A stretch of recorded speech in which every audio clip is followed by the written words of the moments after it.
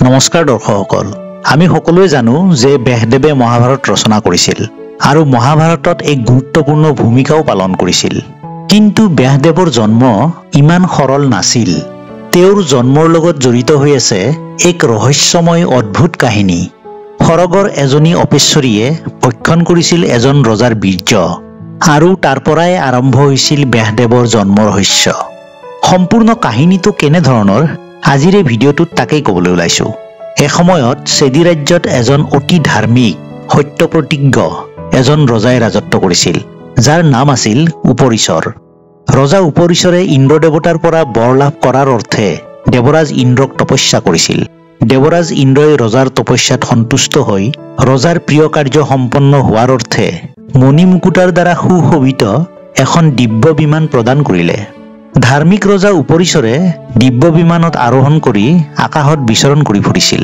তেওঁ সদায় আকাশ মাৰ্গত ভ্ৰমণ কৰি ঘূৰি ফুৰিছিল বাবে স্বৰ্গ মৰ্ত্য পাতাল এই ত্ৰিলোকৰ মাজত তেওঁ বহু নামেৰে পৰিচিত হৈছিল তেওঁৰ গিৰিকা নামৰ ৰূপলাৱণ্যমতী অতি সুন্দৰী এজনী পত্নী আছিল এদিনাখন ৰজা উপৰিচৰৰ পত্নী গিৰিকাই পুত্ৰ কামনাৰ অৰ্থে ৰজাৰ ওচৰলৈ গৈ দৈহিক মিলনৰ বাবে ৰজাক অনুৰোধ জনালে ঠিক একে সময়তে ৰজা উপৰিচৰৰ পিতৃয়ে তেওঁক মৃগয়া কৰিবলৈ বা শিকাৰ কৰিবলৈ বনলৈ যাবলৈ নিৰ্দেশ দিলে তেতিয়া চেদিৰাজ উপৰিচৰ নিৰুপায় হ'ল কি কৰা যায় এইফালে পত্নীৰ মৰমহনা আহ্বান আৰু আনফালে জন্মদাতা পিতৃৰ নিৰ্দেশ শেষত পিতৃবাক্য পালন কৰাটোৱে পুত্ৰৰ পৰম ধৰ্ম বুলি বিবেচনা কৰি তেওঁ বনৰ মাজলৈ মৃগয়া কৰিবলৈ গ'ল ৰজাই কিন্তু যাত্ৰাপথত তেওঁৰ ৰূপৱতী পত্নী গিৰিকাৰ কথা ভাবি ভাবি যাবলৈ ধৰিলে বনৰ মাজত পত্নী গিৰিকাৰ দৈহিক সৌন্দৰ্যৰ কথা গভীৰভাৱে চিন্তা কৰাত ৰজা উপৰিচৰৰ বীৰ্যস্খলন হ'ল তেওঁ তৎক্ষণাৎ এই বীৰ্যখিনি এখিলা বটগছৰ পাতত মেৰিয়াই সংৰক্ষণ কৰিলে আৰু এই বীৰ্য পত্নীৰ ওচৰলৈ কেনেকৈ প্ৰেৰণ কৰিব পাৰি সেই বিষয়ে চিন্তা কৰিব ধৰিলে তেনেতে তেওঁ বনৰ মাজত এটি হেন চৰাইক লগ পালে আৰু চৰাইটোক ক'লে হে পক্ষীবৰ তুমি মোৰ এই বীৰ্য সংৰক্ষণ কৰা বটগছৰ পাতৰ টোপোলাটি অতি শীঘ্ৰে মোৰ ঘৰলৈ নি মোৰ পত্নী গিৰিকাক প্ৰদান কৰাগৈ কাৰণ তেওঁ আজি গৰ্ভধাৰণ কৰিবলৈ ব্যাকুল হৈ আছে হেন চৰাইটিয়ে ৰজাৰ বীৰ্য সংৰক্ষণ কৰা গছৰ পাতৰ টোপোলাটি ঠোঁটেৰে কামুৰি ধৰি আকাশেৰে ৰাজভৱনলৈ শীঘ্ৰে গমন কৰিলে কিছুদূৰ যোৱাৰ পাছত বাটতে আন এটি হেন চৰাইয়ে সেই দৃশ্য দেখি ভাবিলে যে প্ৰথম হেন চৰাইটোৱে ঠোঁটেৰে মাছ কামুৰি লৈ গৈ আছে তাকে ভাবি দ্বিতীয় হেন চৰাইটোৱে প্ৰথমটিৰ লগত যুদ্ধত নামিল দুয়ো যুদ্ধত অৱতীৰ্ণ হোৱাত বীৰ্যবন্ধা বটগছৰ পাতৰ টোপোলাটি যমুনা নদীৰ পানীত পৰি গ'ল তেতিয়া হেন চৰাই দুটিয়ে যুদ্ধ ত্যাগ কৰি নিজ নিজ স্থানলৈ উৰি গ'ল সেই সময়ত আদ্ৰিকা নামৰ এজনী অপেশ্বৰীয়ে সেই যমুনা নদীৰ পানীত স্নান কৰি আছিল একে সময়তে নদীৰ পানীত নামি এজন ঋষিমুনিয়ে একান্ত মনে ধ্যান কৰি আছিল অপেশ্বৰীয়ে পানীত ডুব মাৰি হাতুৰি নাদুৰি জলক্ৰিয়া কৰি ফুৰাত অজানিতে হঠাতে পানীৰ মাজত ধ্যানমগ্ন অৱস্থাত থকা মুনিৰ ভৰিত উজটি খালে তেতিয়া মুনিৰ ধ্যান ভংগ হ'ল আৰু মুনিয়ে খঙতে আদ্ৰিকাক অভিশাপ দি ক'লে অপেশ্বৰী তই যিহেতু মোৰ ধ্যান ভংগ কৰিলি সেই হেতু তই এই মুহূৰ্ততে এটা মাছ হৈ পৰ তেতিয়া আদ্ৰিকাই কান্দি কান্দি মুনিৰ চৰণত ধৰি মুক্তিৰ পথ বিচাৰিলে মুনিয়ে ক'লে তোৰ গৰ্ভত দুটি মানৱ শিশু জন্ম লাভ কৰিব তই এদিন এজন মাছমৰীয়াৰ জালত পৰিবি আৰু সেই মাছমৰীয়াই যেতিয়া তোৰ পেট কাটি সেই শিশু দুটি উলিয়াব তেতিয়াহে তই সাপমুক্ত হৈ নিজ ধামলৈ গমন কৰিবি অপেশ্বৰী আদ্ৰিকা মুনিৰ অভিশাপৰ ফলত মুহূৰ্ততে মাছ ৰূপ ধাৰণ কৰি যমুনাৰ পানীত বিচৰণ কৰিব ধৰিলে দৈৱক্ৰমে চেদিৰাজ উপৰিচৰৰ বীৰ্যবন্ধা হেন চৰাইৰ মুখৰ পৰা যমুনাৰ জলত পৰি যোৱা গছৰ পাতৰ টোপোলাটিৰ বীৰ্যখিনি মাছৰূপী আদ্ৰিকাই ভক্ষণ কৰিলে ফলত তাই গৰ্ভৱতী হ'ল শেষত 10 মাহৰ মূৰত এদিন যেতিয়া এজন মাছমৰীয়াৰ জালত মাছৰূপী আদ্ৰিকা ধৰা পৰিল তেতিয়া প্ৰকাণ্ড মাছটো কাটোতে মাছটোৰ পেটৰ পৰা এজন কণমানি ল'ৰা আৰু এজনী কণমানি ছোৱালী ওলাল তাকে দেখি ধিৱৰজন আচৰিত হ'ল দৰ্শকসকল ধিৱৰ মানে হ'ল মাছমৰীয়া ধিৱৰে মাছৰ পেটত পোৱা ল'ৰা ছোৱালী দুটি চেদিৰাজ উপৰিচৰক দেখুৱালেগৈ ৰজাই ল'ৰাটিক নিজৰ পুত্ৰ হিচাপে গ্ৰহণ কৰিলে আৰু ছোৱালীজনীক ধিৱৰ ৰাজক পালন কৰিব দিলে মাছৰ গৰ্ভৰ পৰা পোৱা সেই পুত্ৰই পিছলৈ মৎস্যৰাজ নামেৰে বিখ্যাত হৈ পিতৃৰ সমান পৰাক্ৰমী হৈ ৰাজশাসন কৰিব ল'লে। আনহাতে ছোৱালীজনী কালিকা মৎস্যদেৱী নামেৰে বিখ্যাত হৈছিল। তেওঁৰ গাত মাছৰ গোন্ধ থকাৰ বাবে আন এটি নাম হ'ল মৎস্যগন্ধা। মৎস্যগন্ধাই যিহেতু সদায় সত্য কথা কৈছিল, তাৰ বাবে পিতৃ ধীৱৰৰাজে তাইক সত্যৱতী বুলিও মাতিছিল। সত্যৱতীক ধীৱৰৰাজে বৰ যত্নৰে প্ৰতিপালন কৰি নিজ কন্যাৰূপে ডাঙৰ দীঘল কৰিলে। মৎস্যগন্ধা অতি ৰূপৱতী আছিল যদিও গাত মাছৰ গোন্ধ থকা বাবে কোনো এজন ধীৱৰ যুৱকে তেওঁক বিয়া কৰাবলৈ আগবাঢ়ি অহা নাছিল। এদিনাখন মহা তেজস্বী মুনি পৰাশৰে তীৰ্থযাত্ৰাৰ বাবে যমুনাৰ তীৰত উপস্থিত হৈছিল।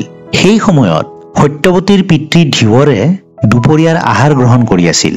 পৰাশৰ মুনিয়ে ধীৱৰক ক'লে, হে ধীৱৰ, তুমি নাৱেৰে মোক যমুনা নদী পাৰ কৰাই দিয়া। তেতিয়া ধীৱৰৰাজে মৎস্যগন্ধাক ক'লে, আই, মই যিহেতু আহাৰ গ্ৰহণ কৰি আছো, গতিকে তুমিয়েই এই ধৰ্মাত্মা মুনিবৰক নাৱেৰে যমুনাৰ সিপাৰলৈ থৈ অহাগৈ। পিতৃৰ বাক্য শুনি সত্যৱতীয়ে পৰাশৰ মুনিক নাৱত উঠাই লৈ যমুনা পাৰ কৰাবলৈ গ'ল।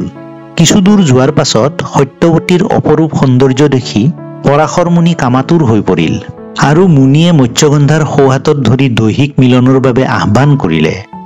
তেতিয়া মৎস্যগন্ধাই হাঁহিমুখে ক'লে, হে ঋষিবৰ, আপুনি কামনাত পীড়িত হৈ এয়া কি কৰিব বিচাৰিছে? আপুনি যি কাৰ্য কৰিবলৈ ইচ্ছুক হৈছে এইটো আপোনাৰ বংশ বা শাস্ত্ৰ অধ্যয়ন কৰা মানুহৰ নাইবা তপস্যা কৰা মানুহৰ বাবে উপযুক্ত নহয়। আপুনি মহৰ্ষি বশিষ্ঠৰ বংশধৰ আৰু সৎ চৰিত্ৰৰ বুলি প্ৰসিদ্ধ। আপুনি মহাজ্ঞানী আৰু পৰম ধাৰ্মিক। গতিকে মাছৰ গোন্ধযুক্ত মোক দেখি আপুনি কি কাৰণে এনেধৰণৰ আচৰণ কৰিছে? মোৰ শৰীৰত কি শুভ চিহ্ন দেখি আপুনি কামাতুৰ হৈ পৰিছে আৰু আপোনাৰ স্বকীয় ধৰ্ম পাহৰি গৈছে? মৎস্যগন্ধাই তেনেকৈ কৈ মনতে ভাবিলে, এই মুনিয়ে মোক গ্ৰহণ কৰিবলৈ নিশ্চয় হতবুদ্ধি হৈছে। মোক উপভোগ কৰিবলৈ মোক লৈ এওঁ নিঃসন্দেহে এক মুহূৰ্ততে জলমগ্ন হ'ব। এওঁৰ মন যিদৰে কামৰসত দগ্ধ হৈছে, সম্ভৱতঃ মই এওঁৰ হাতৰ পৰা পৰিত্ৰাণ নাপাম। এই ভাবি মৎস্যগন্ধাই নিজকে ৰক্ষা কৰিবলৈ চেষ্টা কৰি মুনিক আকৌ ক'লে, হে মুনিবৰ, অলপ ধৈৰ্য ধৰক। প্ৰথমে নৈৰ সিপাৰলৈ যাওঁ বলক। সিপাৰত গৈ আপুনি আপোনাৰ ইচ্ছা পূৰণ কৰিব। পৰাশৰ মুনিয়ে মৎস্যগন্ধাৰ পৰা এনেধৰণৰ সঁহাৰি পাই মৎস্যগন্ধাৰ হাতখন এৰি দিলে। কিন্তু পৰাশৰ মুনি ইমানেই কামাতুৰ হৈ পৰিছিল যে তেওঁৰ যোগবিদ্যাৰ সহায়ত নৈৰ মাজতে এটি দ্বীপৰ সৃষ্টি কৰিলে আৰু মৎস্যগন্ধাৰ সৈতে দৈহিক মিলন কৰিবলৈ মৎস্যগন্ধাৰ ফালে আগবাঢ়ি আহিল। তেতিয়া মৎস্যগন্ধাই কম্পিত কণ্ঠেৰে ক'লে, হে মুনিবৰ, মোৰ শৰীৰ অতিশয় দুৰ্গন্ধময়। সেয়া আপুনি নিশ্চয় অনুভৱ কৰিব পাৰিছে। শাস্ত্ৰমতে সমান ৰূপৰ স্ত্ৰী পুৰুষৰ দৈহিক মিলনহে সুখদায়ক হয়। এই কথা শুনি এইবাৰ পৰাশৰ মুনিয়ে তপোবলেৰে তৎক্ষণাৎ মৎস্যগন্ধাক মৃগনাভীৰ দৰে সুগন্ধিময় শৰীৰৰ অধিকাৰী কৰিলে আৰু পুনৰবাৰ তেওঁৰ সোঁহাতত ধৰিলে। তেতিয়া মৎস্যগন্ধাই মুনিক ক'লে, হে মুনিবৰ, দিনৰ পোহৰত সকলোৱে আমাক দেখা পাই আছে। আনহাতে মোৰ পিতৃও যমুনাৰ সিপাৰত ৰৈ আছে। গতিকে যেতিয়ালৈকে নিশা নহয় তেতিয়ালৈকে অপেক্ষা কৰক। মনীষীসকলেও কৈছে যে দিনৰ ভাগত দৈহিক মিলন কৰাটো দোষণীয়, নিশাৰ ভাগতহে নৰনাৰীৰ দৈহিক মিলন হোৱাটো উচিত। সেয়া চাওক, নৈৰ পাৰৰ দূৰণিত বহু মানুহ দেখা পাইছো, তেওঁলোকেও আমাক দেখিছে। গতিকে হে ধাৰ্মিক মুনিবৰ, আপোনাৰ কাম আবেগক নিয়ন্ত্ৰণ কৰক, নহলে আমি লোকনিন্দাত পৰিম। মৎস্যগন্ধাৰ কথা শুনি এইবাৰ পৰাশৰ মুনিয়ে তপোবলৰ প্ৰভাৱত তেওঁলোকৰ চাৰিওফালে ঘন কুঁৱলীৰ সৃষ্টি কৰিলে, যাতে কোনেও তেওঁলোকক দেখা নাপায়। তেতিয়া মৎস্যগন্ধাই ক'লে, হে দ্বিজশ্ৰেষ্ঠ মুনিবৰ, মই অবিবাহিত। আপুনি মোক উপভোগ কৰি অন্য ঠাইলৈ গুচি যাব। আপোনাৰ বীৰ্য অব্যৰ্থ। গতিকে মোৰ কি হ'ব? মই যদি গৰ্ভৱতী হওঁ, মই পিতৃক কি ক'ম? আপুনিতো নিঃসন্দেহে মোক উপভোগ কৰি গুচি যাব।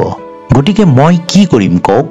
মৎস্যগন্ধাৰ কথা শুনি পৰাশৰ মুনিয়ে ক'লে, হে প্ৰিয়ে, তুমি মোৰ প্ৰিয় কাৰ্য সাধন কৰি বৰ্তমানে যেনেদৰে কন্যা হৈ আছা তেনেকৈয়ে থাকিব পাৰিবা। তথাপি তুমি মোৰ পৰা কি বৰ প্ৰাৰ্থনা কৰা কৰিব পাৰা। তেতিয়া মৎস্যগন্ধাই ক'লে, হে ঋষিবৰ, মোৰ পিতৃয়ে যেন আমাৰ এই মিলনৰ কথা নাজানে। মোৰ যেন কুমাৰী অৱস্থা বিনষ্ট নোহোৱাকৈ থাকে। মোৰ যেন আপোনাৰ দৰে অদ্ভুত বীৰ্যৱান পুত্ৰ লাভ হয়। আপুনি প্ৰদান কৰা মোৰ শৰীৰৰ সুগন্ধ যেন সদায় থাকে আৰু মোৰ যৌৱন যেন নৱ নৱভাৱে বিৰাজ কৰে, তেনে বৰ প্ৰদান কৰক। এই কথা শুনি পৰাশৰ মুনিয়ে ক'লে, হে সুন্দৰী, মই আগতে কোনোকালে এনেকৈ কামাগ্নিত দগ্ধ হোৱা নাছিলো। তোমাক দেখি নাজানো কি কাৰণে মই কামাতুৰ হৈছো। মই অপেশ্বৰী সকলৰ অনুপম ৰূপ দৰ্শন কৰিও ধৈৰ্য হেৰুৱা নাছিলো। কিন্তু দৈৱক্ৰমে তোমাক দেখিয়ে যে মই কামাসক্ত হৈছো, গতিকে ইয়াৰ কিবা এক গূঢ় কাৰণ আছে, সেয়া নিশ্চয় জানিবা। হে সুন্দৰী, মই তোমাক আশীৰ্বাদ দিওঁ যে নাৰায়ণৰ অংশভূত পৰম পবিত্ৰ ত্ৰিলোক বিখ্যাত তোমাৰ এজন পুত্ৰ জন্ম হ'ব। তোমাৰ পুত্ৰ পুৰাণ প্ৰণেতা আৰু বেদ বিভাগ কৰ্তা হ'ব।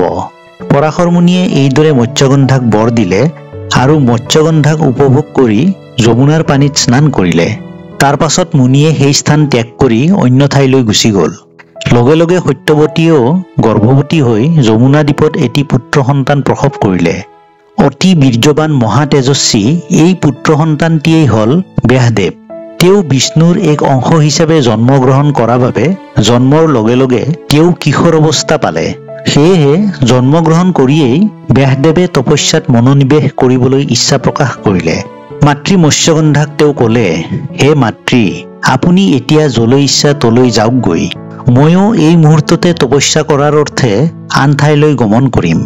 কিন্তু আপুনি মোক যেতিয়াই স্মৰণ কৰিব, মই তেতিয়াই আপোনাৰ সন্মুখত উপস্থিত হ'ম। এই কথা কৈয়েই ব্যাসদেৱে তপস্যাৰ বাবে বনৰ মাজলৈ গমন কৰিলে। মৎস্যগন্ধাও পিতৃ ধীবৰ ৰাজৰ ওচৰলৈ ঘূৰি আহিল। ব্যাসদেৱক মৎস্যগন্ধাই দ্বীপৰ মাজত জন্ম দিয়াৰ বাবে ব্যাসদেৱৰ আন এটা নাম হৈছে দৈপায়ন। তেওঁৰ গাৰ ৰং কৃষ্ণবৰণৰ হোৱাৰ বাবে তেওঁ কৃষ্ণ দৈপায়ন বুলিও বিখ্যাত। তেওঁ বিষ্ণুৰ অংশ হিচাপে আৱিৰ্ভাৱ হোৱাৰ বাবে তেওঁ বেদক 4 ভাগত ভাগ কৰিব পাৰিছিল। সেইবাবে তেওঁৰ আন এটা নাম হৈছে বেদব্যাস। ব্যাসদেৱে অষ্টাদশ পুৰাণ সংহিতা, মহাভাৰত প্ৰণয়ন আৰু বেদ বিভাগ কৰি সুমন্ত, জৈমিনী, পৈল, বৈশস্পায়ন আদি শিষ্যসকলক আৰু নিজৰ পুত্ৰ শুকদেৱক শিক্ষা প্ৰদান কৰিছিল।